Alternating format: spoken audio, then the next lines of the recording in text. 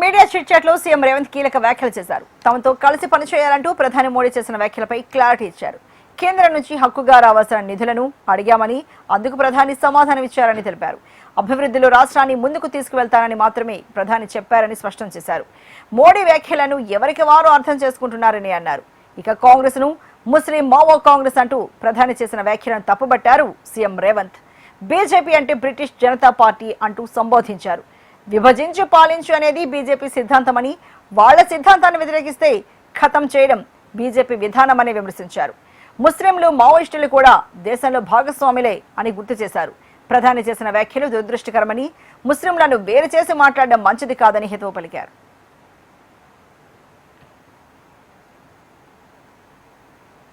ఇక దేశంలోని ప్రజలు చమురు వినియోగాన్ని తగ్గించాలని, ఆర్భాటాలకు పోయి బంగారాన్ని కొనొద్దని, విదేశాలకు ప్రయాణించొద్దని ప్రధాని మోడీ ఇచ్చిన పిలుపుపైన సీఎం రేవంత్ స్పందించారు. ఇది ప్రధాని మోడీ వైఫల్యానికి నిదర్శనమన్నారు. అనుభవ రాహిత్యం, అహంకారం వలని దేశాన్ని సంక్షోభంలోకి నెట్టారని, అది కప్పిపుచ్చుకునేందుకు ప్రజలకు పిలుపునిస్తున్నారని విమర్శించారు సీఎం రేవంత్. విదేశీ విధానంలో మోడీ ప్రభుత్వం విఫలమైందన్నారు. మరోవైపు బండి సంజయ్ కుమారుడు భగీరథపై నమోదైన కేసుపై సమీక్ష జరిపామన్నారు. సీనియర్ విమెన్ ఆఫీసర్ను విచారణ అధికారిగా నియమించాలని డీజీపీని ఆదేశించినట్లు తెలిపారు. బాధితుల స్టేట్మెంట్ తీసుకుని విచారణ జరిపి చట్టపరంగా చర్యలు తీసుకుంటారని తెలిపారు.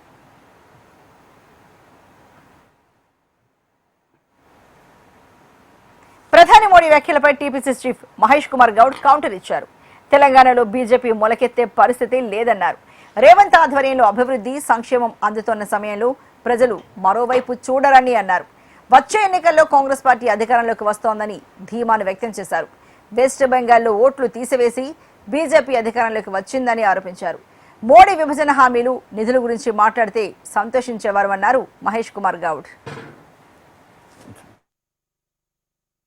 ఈ రాష్ట్రంలో బీజేపీ పార్టీ మొలకెత్తే సమస్య లేదు. ఇది కాంగ్రెస్ పార్టీ అనుకూల రాష్ట్రం. తెలంగాణ ఇచ్చింది కాంగ్రెస్ పార్టీ. ఇవాళ రాష్ట్రంలో ఉంది కాంగ్రెస్ పార్టీ. కాంగ్రెస్ ముఖ్యమంత్రి రేవంత్ రెడ్డి గారు, వారి నేతృత్వంలో ఒకవైపు అభివృద్ధి, ఒకవైపు సంక్షేమం పుష్కలంగా అందుతున్న తరుణంలో ప్రజలు ఇంకో దిక్కు చూసే పరిస్థితే లేదు. ఈ రాష్ట్రంలో 28లో జరిగినా 29లో జరిగినా కాంగ్రెస్ పార్టీ ఇస్తున్న సంక్షేమం, అభివృద్ధి ఫలాలు అందుతున్నాయి కాబట్టి పరిపూర్ణమైన మెజారిటీతో మళ్ళీ తిరిగి అధికారంలోకి వస్తాం. సరే, వాళ్ళు ఇప్పుడు పార్టీ ఉనికి కాపాడుకోవాలి. ఇవాళ వెస్ట్ బెంగాల్లో ఏ రకమైనటువంటి రాజకీయాలు చేసి వాళ్ళ అధికారంలోకి వచ్చారో ఒక్కసారి ప్రజలకు అర్థం కావాలి. 1 కాదు 2 కాదు 92 లక్షల ఓట్లు తీసేశారు. సెక్యులర్ భావాలు కలిగినటువంటి ఓట్లు తీసేసి అక్కడ అధికారంలోకి వచ్చే ప్రయత్నం చేసినారు. ఇక్కడ తెలంగాణ కూడా అలాంటి ప్రయత్నాలు సాగవు. తెలంగాణ ప్రజలు విఘ్నులు. తెలంగాణ ప్రజలు లౌకికవాదం నమ్ముకున్న ప్రజలు కాబట్టి ఇక్కడ అలాంటి పప్పులేం ఉడకవు. ప్రధానమంత్రి గారు ఇంకెన్నిసార్లు వచ్చినా వారు ఒక ప్రధానిగా ఇక్కడ ఇవ్వాల్సిన నిధులు, విధులు ఇవ్వాల్సిందే తప్ప రాజకీయంగా వారు ఎన్ని మార్లు పర్యటనలు చేసినా ఇక్కడ బీజేపీ బలపడే అవకాశమే లేదు. మోడీ తెలంగాణ టూర్ కొండను తవ్వి ఎలుకలు పట్టినట్టుగా ఉందని మంత్రి పొన్నం ప్రభాకర్ విమర్శించారు. అభివృద్ధికి పెద్దపీట వేస్తామని గొప్పలు చెప్పి తెలంగాణ ప్రజలకు ఉచిత సలహాలు ఇచ్చి వెళ్లారని ఎద్దేవా చేశారు. గతంలో కాళేశ్వరం ప్రాజెక్ట్ బీఆర్ఎస్ కు ఏటీఎంగా మారిందని స్వయంగా ప్రధాని అమిత్ షా, నడ్డా వ్యాఖ్యానించిన విషయాన్ని ఆయన గుర్తు చేశారు. కాళేశ్వరంలో అవినీతి జరిగిందని అసెంబ్లీలో చర్చించి సిబిఐ విచారణ కోరితే కేంద్రం ఎందుకు స్పందించట్లేదని నిలదీశారు. నిన్నటి ప్రధాని ప్రసంగంలో కేసీఆర్ పేరు గాని, కాళేశ్వరం ప్రస్తావన గాని ఎందుకు రాలేదని అనుమానాన్ని వ్యక్తం చేశారు. తెలంగాణ పట్ల వివక్ష కొనసాగుతోందని మంత్రి పొన్నం మండిపడ్డారు. నేను ఇంతకుముందు కొండంతా వెలుకన పట్టినట్టుగా మరి ప్రధానమంత్రి గారు వచ్చి తెలంగాణ ప్రజలకు ఉచిత సలహా ఇచ్చిపోయినాడు. పెట్రోల్, డీజిల్ వాడద్దు, బంగారం కొనొద్దు, దాని తర్వాత విదేశీ పర్యటనలు చేసుకోవద్దు, నూనె తక్కువ వాడు అని చెప్పిండే. చాలా పెద్ద సలహా. మనకు ప్రధానమంత్రి స్థాయిలో అటువంటి సలహాలు రావడం సంతోషకరం. కానీ ఆచరణలో కూడా చూపెట్టాలి. వాళ్ళు కూడా అట్టహాసాలకు పోవద్దు, ఆర్భాటాలకు పోవద్దు అన్నప్పుడు ఈ రోజే నిన్న చెప్పిన దానికి ప్రధానమంత్రి గారు ఇవాళ వారు మోటార్ వాహనాల ర్యాలీ చూస్తే బంగారం కొనొద్దంటుండు, అట్టహాసం వద్దంటుండు, వాహనాలు తక్కువ వాడమంటుండు, డీజిల్ తక్కువ వాడమంటుండు. వారేమో వారి యొక్క కార్యక్రమాలు కొనసాగిస్తా ఉన్నాడు. సంతోషం. మీరు చెప్పినవన్నీ తప్పకుండా తెలంగాణ ప్రజలు పాటిస్తారు. ప్రధానమంత్రి గారు కాంగ్రెస్ పై ప్రధాని మోడీ చేసిన వ్యాఖ్యలు దురదృష్టకరమన్నారు సీనియర్ నేత విహెచ్. కాంగ్రెస్ ను ముస్లిం మావో కాంగ్రెస్ అంటూ సంబోధించడంపై పోలీసులకు ఫిర్యాదు చేసినట్లు తెలిపారు. ప్రధాని వ్యాఖ్యలపై యాక్షన్ తీసుకోవాల్సిందేనని డిమాండ్ చేశారు. ముస్లింలలో కూడా దేశభక్తులు ఉన్నారని ప్రధానికి గుర్తు చేశారు విహెచ్.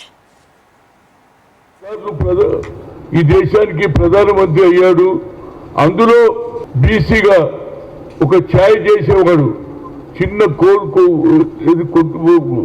షాప్ పెట్టుకొని ఛాయ్ అమ్మేవాడని గర్వంగా చెప్పుకుంటే మేమందరం సంతోషపడ్డాము. భారతదేశానికి మొట్టమొదటిసారిగా ఒక ఛాయ్ చేసేవాడు ఈ దేశానికి ప్రధానమంత్రి అయ్యాడన్న. కానీ నిన్న వచ్చిన తర్వాత ఆయన మాటలు చూస్తుంటే ఛాయ్కు సంబంధం లేదు, కానీ ఛాయ్ వాళ్ళలాగా మాట్లాడాలి ఆయన. వచ్చే ఏడాది నుంచి స్కూల్ విద్యలోకి ఇంటర్ విద్యను విలీనం చేయనున్నట్లు సీఎం రేవంత్ రెడ్డి వెల్లడించారు. ఎల్బీ స్టేడియంలో నిర్వహించిన విద్యా వారోత్సవాల్లో పాల్గొన్న సీఎం రాబోయే రోజుల్లో విదేశీ పర్యటనలు ప్రభుత్వ టీచర్లను భాగస్వామ్యం చేస్తామన్నారు. ప్రస్తుతం ఎంపిక చేసిన 25 మంది ప్రభుత్వ టీచర్లను ఫిన్లాండ్ పంపించబోతున్నట్లు తెలిపారు.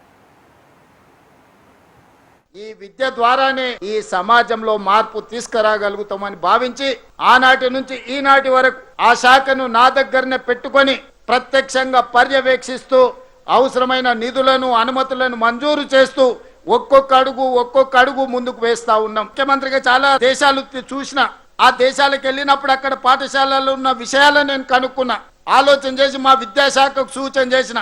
మనం ఎందుకు భవిష్యత్ తరాలను దేశ భవిష్యత్తు తరగతి గదుల్లో ఉందన్నప్పుడు ఆ టీచర్లను కూడా విదేశాలలో ఉన్న నాణ్యమైన విద్యను పరిశీలించడానికి మనం ఎందుకు పంపించకూడదు అని ఆలోచన చేసి ఈ సంవత్సరం ఫిన్లాండ్ దేశానికి 25 మంది టీచర్లను విదేశాలలో ఉన్న నాణ్యమైన విద్యను పరిశీలించడానికి ఈ రోజు మన ప్రభుత్వ టీచర్లను పంపించడం జరిగింది. అదే విధంగా వియత్నాంకి, జపాన్కి, సింగపూర్కి వీళ్ళందరినీ టీచర్లను సెలెక్ట్ చేసి ఇతర దేశాలలో ఉన్న నాణ్యమైన విద్యను, సాంకేతిక నైపుణ్యాన్ని పరిశీలించడానికి ఈ రోజు మన టీచర్లను పంపిస్తున్నాం. నేను ఫిన్లాండ్ దేశానికి వెళ్ళి అక్కడ విద్యా విధానాన్ని పరిశీలించి వచ్చిన మన టీచర్లను కూడా మనస్ఫూర్తిగా అభినందిస్తున్నా. ఈ సందర్భంగా రాష్ట్రంలో ఉండే 1,05,000 మంది టీచర్లకు నా సూచన, నా విజ్ఞప్తి, మా అధికారులకు ఆదేశాలు ఇస్తున్నా. ప్రభుత్వం ఇచ్చిన జీవో 38 ప్రకారం పారదర్శకంగా బదిలీ ప్రక్రియను చేపడతామని తెలంగాణ ఆరోగ్య శాఖ మంత్రి దామోదర్ రాజనరసింహ స్పష్టం చేశారు. ఈ మేరకు గవర్నమెంట్ డాక్టర్స్ అసోసియేషన్ ప్రతినిధులతో మంత్రి సమావేశం నిర్వహించారు.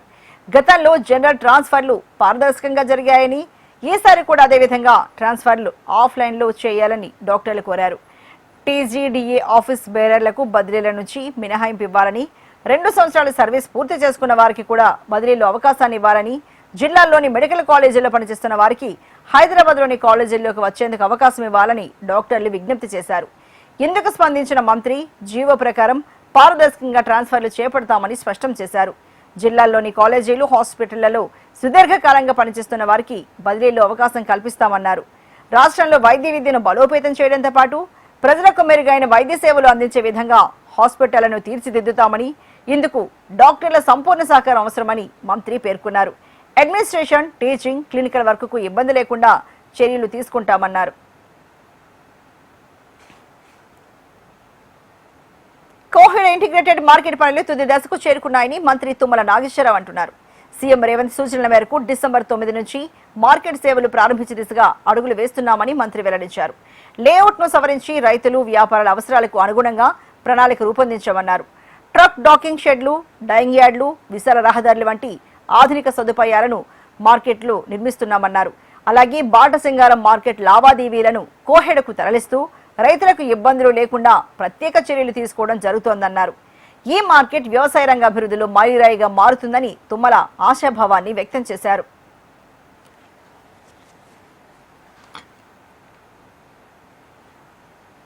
ఎనిమిది 800 ఏళ్ల చరిత్రను కాంగ్రెస్ కాలరాస్తోందన్నారు మాజీ మంత్రి హరీష్ రావు. వరంగల్ జిల్లా అశోక్ నగర్ ధ్వంసమైన మట్టికోట శివాలయాన్ని ఆయన పరిశీలించారు. గుప్త నిధుల కోసమే తవ్వకాలు జరిగాయన్నారు. ఇందులో కాంగ్రెస్ ప్రభుత్వ పెద్దల హస్తం ఉండవచ్చన్నారు. ఇప్పటి వరకు దీనిపై ఎఫ్ఐఆర్ నమోదు చేయలేదని చెప్పారు.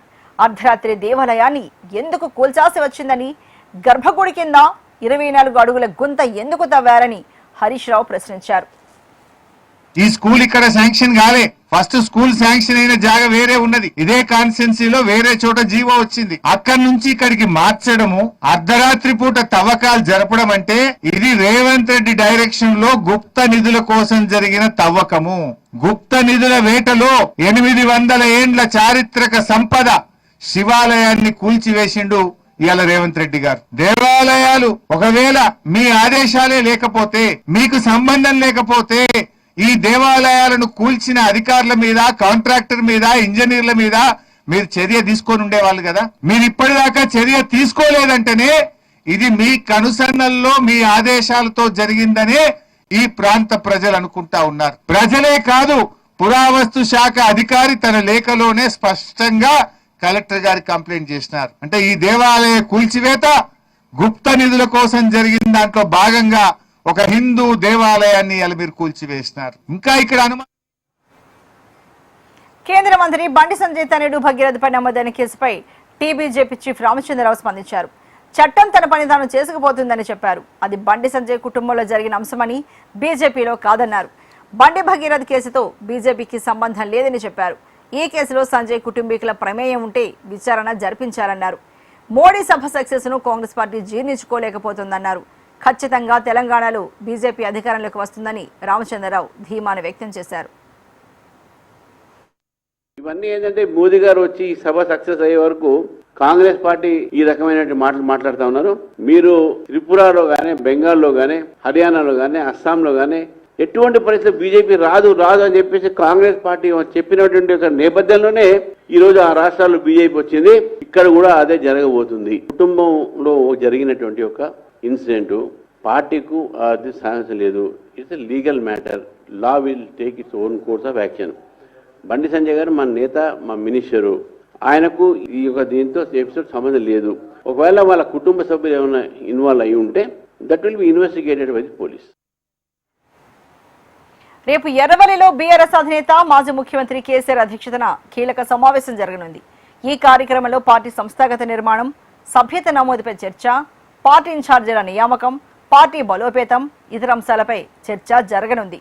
సమావేశానికి కేటీఆర్, పార్టీ ప్రధాన కార్యదర్శులు, శాసనసభ మండలి ఉపనాయకులు హాజరు కానున్నారు. తెలంగాణ ఆరోగ్య శాఖ భారీ నియామకాలను జరపనుంది. ప్రభుత్వం రేపు ఇంటర్నేషనల్ నర్సెస్ డే సందర్భంగా 1919 మంది నర్సులను రిక్రూట్ చేయనుంది. వీటితో పాటు లేబర్ డిపార్ట్మెంట్లో మరో 257 నర్సింగ్ ఆఫీసర్ పోస్టులను భర్తీ చేస్తుంది. రేపు సాయంత్రం 4 గంటలకు ఉస్మానియా మెడికల్ కాలేజ్ గ్రౌండ్లో నర్సులకు నియామక పత్రాలు అందజేయనున్నారు మంత్రి దామోదర. నర్సులకు ఎలాంటి ఇబ్బంది లేకుండా చర్యలు తీసుకోవాలని అధికారులను ఆదేశించిన మంత్రి దామోదర రాష్ట్రంలో వైద్య శాఖ బలోపేతానికి కృషి చేస్తున్నామని తెలిపారు. ఢిల్లీలో కేంద్ర హోంమంత్రి అమిత్ షాతో సీఎం చంద్రబాబు భేటీ అయ్యారు. ఏపీ ప్రాజెక్టులు, నిధుల కేటాయింపులపై చర్చించారు. విభజన హామీల్లో పెండింగ్ అంశాలపై మాట్లాడారు. అమరావతిలో మరిన్ని కేంద్ర సంస్థల ఏర్పాటు, కేంద్రం నుంచి రావాల్సిన పెండింగ్ నిధులపై విజ్ఞప్తి చేశారు. కోఆపరేటివ్ శాఖ నుంచి సహకారాన్ని చంద్రబాబు కోరారు.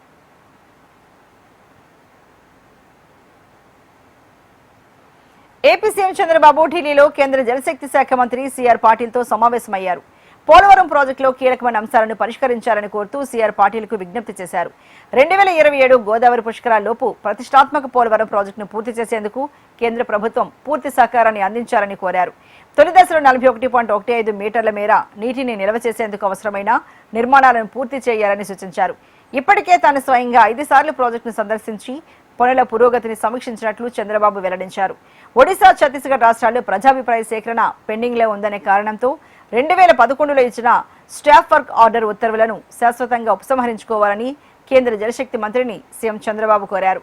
దీనివల్ల పోలవరం ప్రాజెక్టు పనులు ఎలాంటి ఆటంకాలు లేకుండా వేగంగా చేపట్టేందుకు వీలవుతుందని స్పష్టం చేశారు.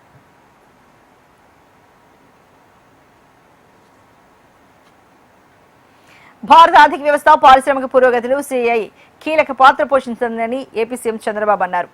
భారత పరిశ్రమల ప్రోత్సాహానికి సిఐఐ సరైన వేదిక అన్నారు. ప్రభుత్వాలు ఎకోసిస్టమ్ను మాత్రమే సృష్టిస్తాయని, ఇన్నోవేటర్లు, పారిశ్రామికవేత్తలు దీర్ఘకాల ఆర్థిక పరిపుష్టికి దోహదం చేస్తారని తెలిపారు. తనకు జాతీయ, రాష్ట్ర ఎజెండాలు ఉన్నాయని, వాటిని పారిశ్రామికవేత్తలు ప్రోత్సహిస్తారన్న నమ్మకం ఉందని చెప్పారు. ప్రస్తుతం ఏఐ, క్వాంటమ్ కంప్యూటింగ్, సెమీ కండక్టర్లు, క్లీన్ ఎనర్జీ యుగం నడుస్తోందన్నారు.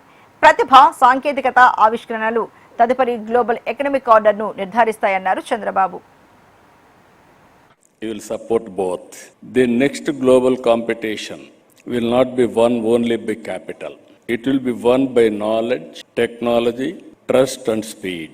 It is always a pleasure to engage with the Confederation of Indian Industry, an institution that అనంతపురంలో ఈ నెల 14-15 తేదీల్లో మంత్రి లోకేష్ పర్యటించబోతున్నారు. పర్యటన ఏర్పాట్లను ఎమ్మెల్యే దగ్గుబాటి ప్రసాద్, టీడీపీ జిల్లా అధ్యక్షులు నాగరాజు పరిశీలించారు. తెలుగుదేశం పార్టీ జాతీయ వర్కింగ్ ప్రెసిడెంట్ హోదాలో మంత్రి నారా లోకేష్ తొలిసారి అనంతపురం జిల్లాకు రానున్నారు. దీంతో లోకేష్ పర్యటనకు ప్రాధాన్యత సంతరించుకుంది. లోకేష్ పర్యటన విజయవంతం కావాలని టీడీపీ శ్రేణులను ఎమ్మెల్యే దగ్గుబాటి కోరారు.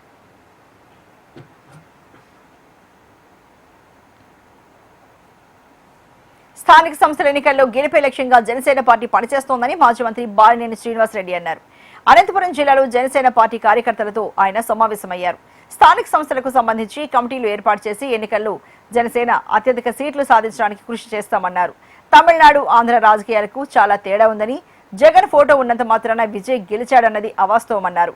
అన్నా డీఎంకే పాలనపై విసిగిపోయి తమిళనాడు ప్రజలు కొత్త పరిపాలన వైపు మొగ్గు చూపారని మాజీ మంత్రి బాలినేని శ్రీనివాసరెడ్డి తెలిపారు.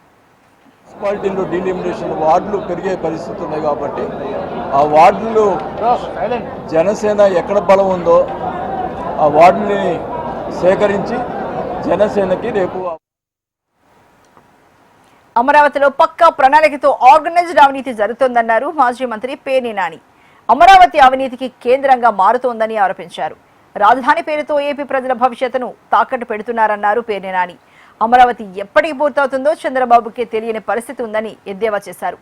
మావిగన్ గ్రోత్ ఇంజిన్ గా ఎదిగే అవకాశాలున్నాయని జగన్ చెబితే సమాధానం లేక మంత్రులతో తిట్టిస్తున్నారని మండిపడ్డారు పేర్ని నాని. ఆంధ్రప్రదేశ్ రాష్ట్ర ప్రజలకి ఆశల్ని కనేటువంటి కోరికల్ని కలల్ని నిజం చేస్తుంది అని చెప్పని జగన్ గారు చెప్తే, జగన్ గారు వీటి మీద సంధించిన ప్రశ్నలకు గాని లేదా ప్రతిపాదనలకు గాని నారా చంద్రబాబు నాయుడు గారు గాని లేదా ఆయన ప్రభుత్వం గాని ప్రపంచంలో ఎవరు ఒత్తిళ్లు ఆంక్షలకు తలొగ్గమని నిరూపించామని ప్రధానమంత్రి నరేంద్ర మోడీ అన్నారు. అటల్ నేతృత్వంలో భారత్ సత్తా అంటే ప్రపంచానికి చూపించామని గుర్తు చేశారు. చంద్రయాన్ ప్రాజెక్టులో రోవర్ దిగే చోటును శివశక్తి పాయింట్ అని పేరు పెట్టామని చెప్పారు. శివుడికి చంద్రుడికి అవినాభావ సంబంధం ఉందని, సోమనాథ్ దేవాలయ సంపదను గజని, ఖిల్జీ అనేకసార్లు దోచుకున్నారని తెలిపారు. సోమనాథ్ దేవాలయ అభివృద్ధికి శివుడు ఆశీస్సులున్నాయన్నారు. గుజరాత్లోని పవిత్ర పుణ్యక్షేత్రమైన సోమనాథ్ మహాదేవ్ ఆలయ పునర్నిర్మాణం జరిగి 75 ఏళ్లు పూర్తవుతున్న సందర్భంగా నిర్వహిస్తున్న వేడుకల్లో మోడీ పాల్గొన్నారు. వేదికపై నుంచి 75 ఏళ్ల పునర్నిర్మాణానికి గుర్తుగా ప్రత్యేక పోస్టల్ స్టాంపుతో పాటు 75 రూపాయల స్మారక నాణాన్ని ప్రధాని విడుదల చేశారు.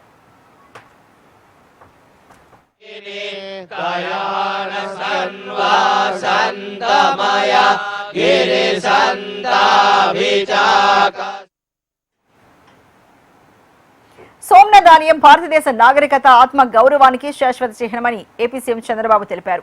మన దేశం విశ్వాసాలను గౌరవించే భూమి. ఈ విశ్వాసం మనందరినీ ఏకం చేసే గొప్ప శక్తిగా నిలుస్తుందన్నారు. ఆలయ పునర్నిర్మాణానికి, వారి త్యాగాలకు, భక్తికి ఇది నిదర్శనమన్నారు. సోమనాథ్ అమృత్ మహోత్సవ్ సందర్భంగా భక్తులందరికీ చంద్రబాబు శుభాకాంక్షలు తెలిపారు.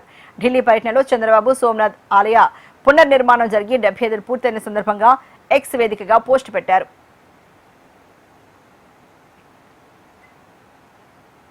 ప్రధాని మోడీ హైదరాబాద్ లో చేసిన పొదుపు వ్యాఖ్యలపై కాంగ్రెస్ మండిపడుతోంది.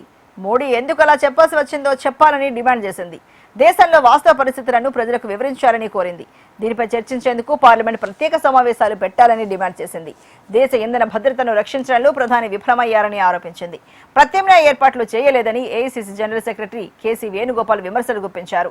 కేంద్ర ప్రభుత్వం ముందస్తు ప్రణాళిక లోపంపై ఆగ్రహాన్ని వ్యక్తం చేశారు. త్వరలోనే దేశం ఆర్థిక సంక్షోభంలో మునిగిపోయే ప్రమాదం ఉందని వార్నింగ్ ఇచ్చారు. ఇది మోడీ వైఫల్యానికి నిదర్శనమని రాహుల్ గాంధీ పేర్కొన్నారు.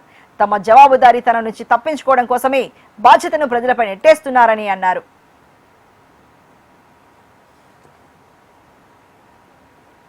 అస్సాంలో బీజేపీ సర్కార్ మరోసారి కొలువుదీరనుంది. మంగళవారం ఉదయం 11:40 గౌహతి ఖానాపారాలోని వెటర్నరీ కాలేజ్ ఫీల్డ్లో హిమంత బిశ్వ శర్మ ముఖ్యమంత్రిగా ప్రమాణం చేయనున్నారు. హిమంతతో గవర్నర్ లక్ష్మణ్ ప్రసాద్ ఆచార్య ప్రమాణం చేయించనున్నారు.